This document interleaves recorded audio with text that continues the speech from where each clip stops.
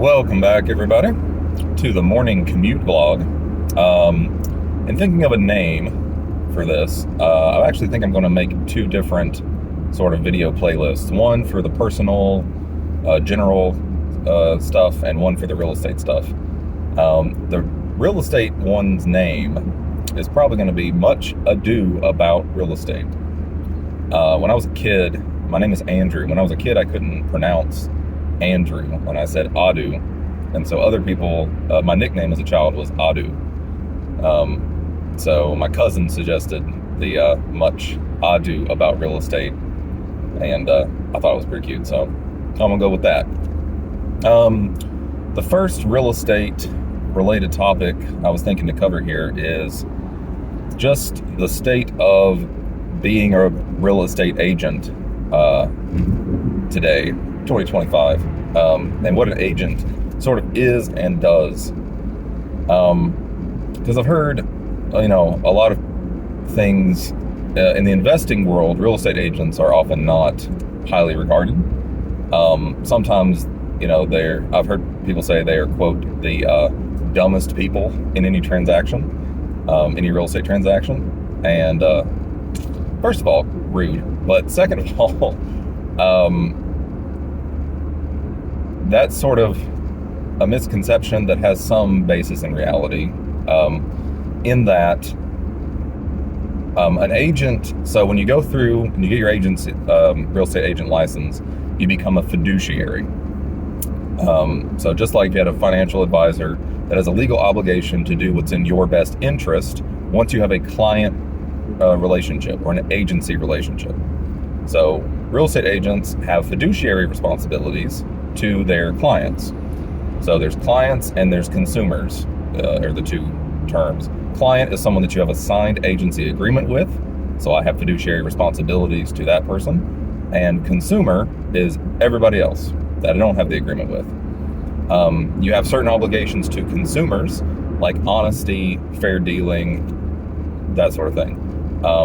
But you're actively thinking of your client's best interest in a transaction. And if you're in a real estate transaction and you do not have an agency agreement like that, then there's no one in the transaction that is working specifically in your best interest. So when title gets involved, when, all these other parts of the transaction are involved, they are processing what they are supposed to process according to their professional standards, but they're not necessarily working in your interests. So that's what an agent has, fiduciary responsibilities. Now, in the modern age, the digital age, where you've got, Zillow, Realtor.com, you've got all the different ChatGPT, you've got a lot of things that take over social media marketing. Showing houses is a pretty automated process. If you have a smart lockbox on the front door or a combination code, and you just give the combination to the other agent and they show it. So there's an initial period of helping stage the home, talking with the client about what they need to do to the home to get it to sell. And if you're working with a buyer, then you've got your list of properties, and you might be driving them around, showing the property and doing all those professional things. But my hope is that this automation moves the professionalism of agents into the sphere of contract expertise. Not that we're lawyers, of course, but understanding the NAR forms, at least the National Association of Realtor forms, what they say when you write your special stipulations in there, what needs to be explicit, needs to be, what it commits you to, what it does not commit you to, and thinking about your client's best interest in those terms. And the second part is negotiation. So good agents are already doing this, obviously, but negotiation is a big part of real estate. It's, your client tells you something in confidence. So confidentiality applies. You're not allowed to just, share that information with anybody else without prior permission. And so you're negotiating, maybe you have a seller who really needs to sell the house, but maybe the other side doesn't need to know that.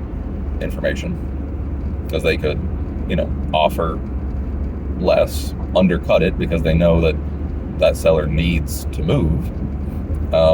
And so you haven't worked in your client's best interest if your agency agreement is with that seller. So my hope is that the professionalism of agents becomes contract expertise and negotiation, which good agents already do.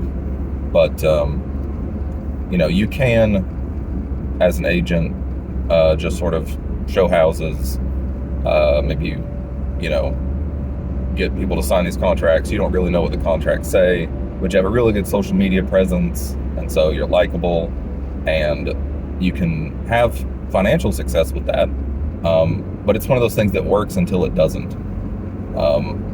As my brokers has said, people think there's not a lot of value to an agent until you have a very complicated transaction, or a transaction that goes poorly, and an agent that isn't up to that task. In those situations, you can see the value of a skilled agent. So that's sort of my thoughts on the role of an agent in today's market, and we'll go into more of those topics in detail on future vlogs. But thought that'd be good as a initial vlog. Hopefully it was clearly delivered and not offensive.